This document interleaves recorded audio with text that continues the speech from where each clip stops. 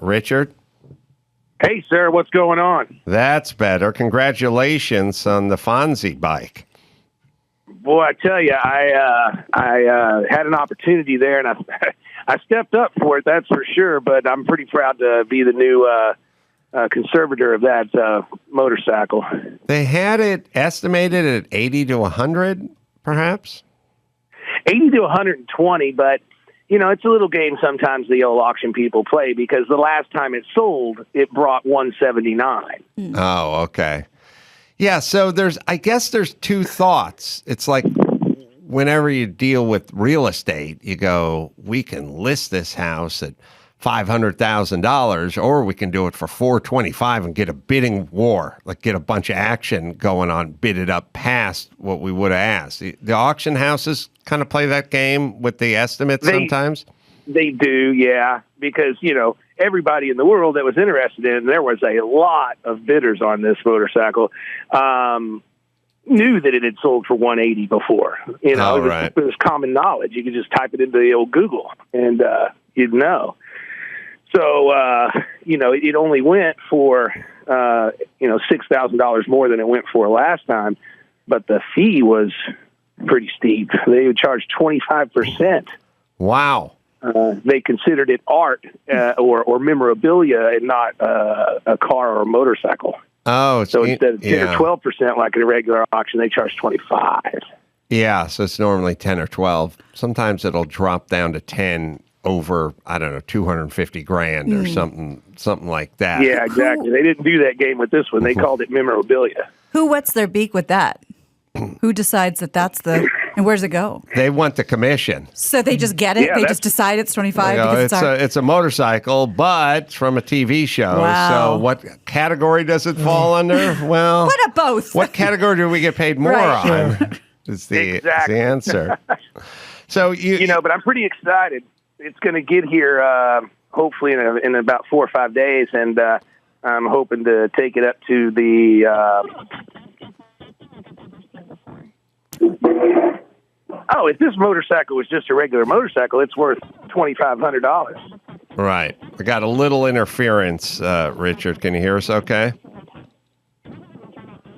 It's not going Old to work. school. Got a weird little air traffic controller vibe. Yeah, like CB. Richard? Guys, y'all got some kind of feedback. Yeah. Yeah.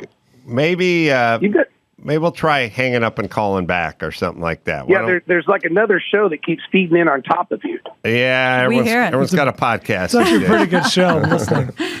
Now, I got a good signal now, but, I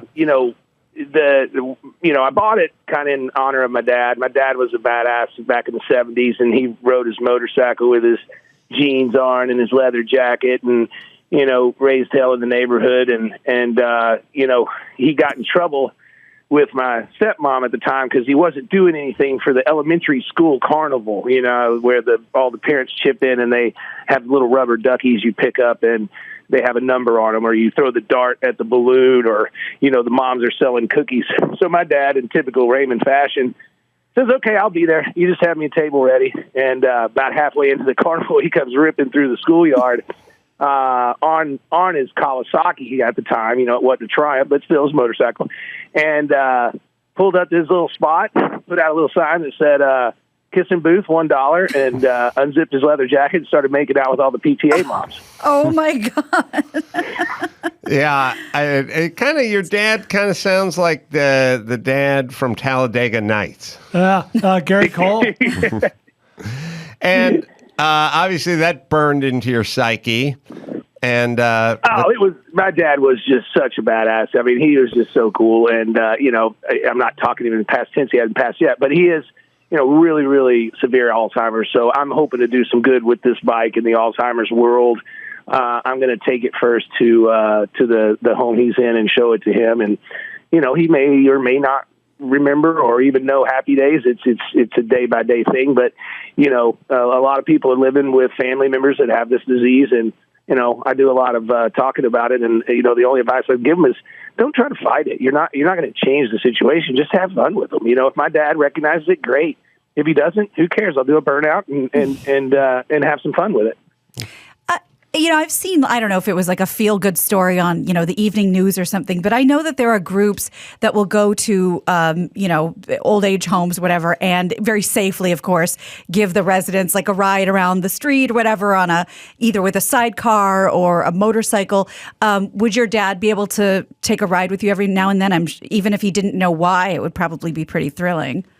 No, I don't think he's a little too far gone. Usually that's for elderly that are, kind of still functioning and living life and what have you. My dad's, it'll be a challenge just to get him downstairs outside and let him kind of look at it and what have you. But I think he'll know enough to twist the throttle and be, it'll spark some interest if he doesn't get it all the way. And, but we do some of that here too. We'll take some of the 30s or 40s or 50s hot rods that we have, and we'll go up to some of the home cares or nursing centers and let people sit in them or take them for a ride or whatever, so cool. Listen to their stories. It's really pretty cool, I call it hanging out with the old kids because, those guys and gals have seen a whole lot more than we have, and it's pretty interesting if you can turn your mind off and listen to them. Can we talk about you setting a record with the Cannonball run? Oh, man, why do we even need to talk about it? It's been beaten like 5 times now. I know, but I think it's cool. First off, I'm reading here that you did it in a 550 Ferrari. 550 Maranello, yeah, 1999 model. Yeah, so people, if you remember the movie, Cannonball Run, the first one, or maybe it was Gumball Rally. Gumball Rally started it, and then Cannonball came along with How Needham, because those guys did it for real, and so the record I broke was 1979. Dale, let's see, it was David Yarborough and Dale Hines, David Hines and Dale. I don't know, Yarborough and Hines, but not the Yarborough that we know as the racer. Not Cale Yarborough. And they did it. Yeah, the father of that guy. And they did it in an 80, maybe a 79 Jaguar XJS 12-cylinder that they pulled off the dad's lot. Well, and they set that record in 1979, and we broke the record finally in 2007. It's interesting that in the movie, the guy that was hauling butt was in a Ferrari Daytona, which is architecture like the 550, front engine, V12 Ferrari, long Ferrari. Kind of came, sort of the Ferrari that came before the Ferrari you drove. It was out, just walk us through that day. That's interesting to me. So it's New York to L.A. Where it's the place you take off in New York sort of undisclosed, or how's that work? Well, everybody knows it as the Red Ball Garage. And you got to get across off of Manhattan, and then there is no route, there is no rules. It's just the fastest one there. And the long and short of it is, we were dared to do it and offered some money if we won, almost like Smokey and the Bandit. Well, I'll pay you if you get me that chowder, But we took the bet, and we set up, and we took off about 7:30, 8 o'clock in the evening. And the hardest part is getting ahead of the game on the East Coast, because you got so many cities and so much congestion and everything else. And so one of the cheats that we did was, I had a friend that owned a limo company, and he had about 20 cars in this company. So I hired all the cars, and we had them at I guess there's 3 bridges there and getting off of Manhattan or whatever. And it's been a long time, so I may be missing some of the real points, but we had them staged, and then we had more staged way further out and more staged way further out. And so once we said we're going, they got us across the best bridge, and I'd have to pull up my notes to remember which one we went across. But then we're hauling ass. Now we've got the ones that are staged out there. They start going because they know we're going to catch them, and they're looking for cops and what have you. And then their job, once we overtook them, was to slow down traffic and or any cops that may be coming along and keep us, tell us if anything's coming up from behind us. And so we had them going for about 150 miles out. Do you? That got us. Yeah, that way got you far out there. And you got the 550. How'd you modify? Did you do it for extra fuel? The only thing we modified was a fuel bladder in the trunk, so I think we were carrying a total of 65-ish gallons. Mm-hmm. And because of the system on the Ferrari, plus it was a friend of mine's, Dennis, that was in the car with me, we just put a bladder in the trunk, and then we ran a hose to the top of the actual real fuel inlet of the car. And as we used the main fuel cell that came with the car, and it started getting low, we just turned on literally like a $13 pump from, O'Reilly's or whatever, and pumped the fuel out of the bladder into the actual tank of the car. Yeah. So. And the car got great gas. That was the one thing that really helped us. We didn't expect to get as good a gas mileage, but we averaged something like 15.3 miles a gallon. And we were running in the 160s, 180s. We got over 200 miles an hour several times on, out there on the stretches. But the car really loved about 160. At 160, it was steady as a rock. I mean, if you wanted to or were so inclined, you could eat Cheetos and drink Pepsi. It just a good car. Did anyone sleep during the 30, whatever, I'm trying to think how many hours it 31. was. 31 hours and 59 minutes, 2,811 miles. I fell asleep a couple of times for like 15 minutes, because he took the last leg going in, and it's dark. We've been up for 20-something hours and what have you. So, but I mean, I'm only for like, 20 minutes, 15 minutes and what have you. And we only physically stopped the car 5 times. Like a complete stop. We rolled every stop sign, every corner, everything, no matter what. Those 5 times were to get gas. Do you have a CB and a navigation and a whatever wired up to Back that thing? then, you didn't have GPS as we know it now. You had it, but it wasn't like what we're used to now. It sort of worked. We actually did our map and mapped it out with a Marks-a-Lot on the old Mapscos that you used to be able to buy with the 3 rings on it, and you turn the page. And it's funny because kids these days probably don't know how to read a real map or even the street signs.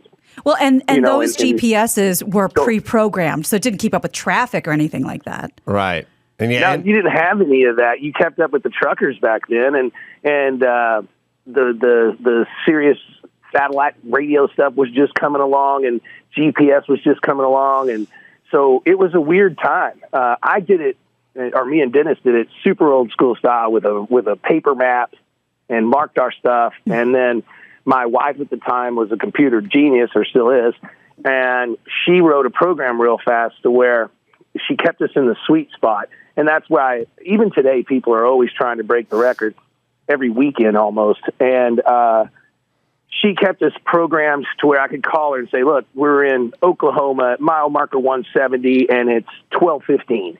And she would program that in, and she'd be like, okay, you're on track to beat the record, or you're an hour off, or you're an hour too fast. You can let up a little bit so you don't get in too much trouble.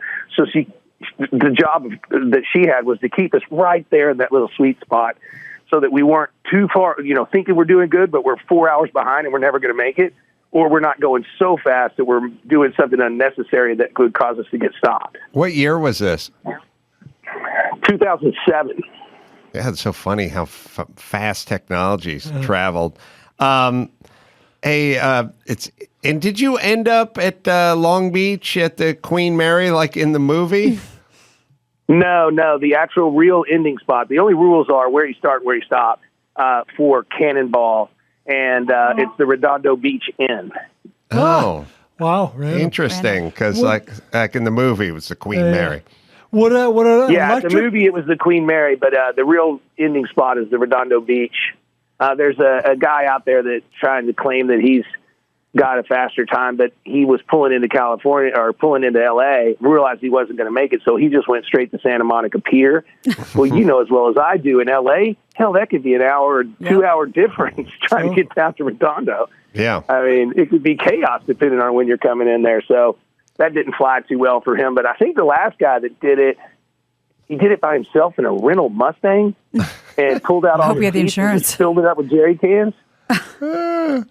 Would an electric car be easier nowadays? You just fill up with batteries and just swap them out? The new record just got set for an electric car. Tesla did it in like 42 or 43 hours, including charging. So Oh, really? specifically, Yeah. not as good, but good for them. But fast charge stations, That's I'd pretty imagine. freaking crazy. But you did I it. mean- You did it in a V12 front engine Ferrari, which is Well, old you know, school. you and I have some similar taste in cars because I'm a Lamborghini Miura fan, and I'm going to have one here before long, hopefully next year. I got my eye on a couple, but you know, I'm a V12 guy, and you know, I want to have some fun. To me, you know, I prefer it to be in the front, but that Miura is just too pretty to turn down. transverse mounted. Richard Rawlings, GasMonkeyGarage.com and GasMonkeyEnergy.com is where you go. Thanks for speaking to us and catching us up, Richard. Hey, no problem, guys. Thank you very much. Talk soon. First Like an off, outlet? Yeah, 5 years after it was does made. a Twinkie ever expire? Not to my knowledge. It's got all the preservatives in the world in it. There's no eggs or cream No, or it's anything it's in there. mummified. It's plastic. Somehow things would end up in this Hostess. You know, if 89 cents was a little rich for your Right. blood for one of those apple turnovers or Right. something, you can go there and get it.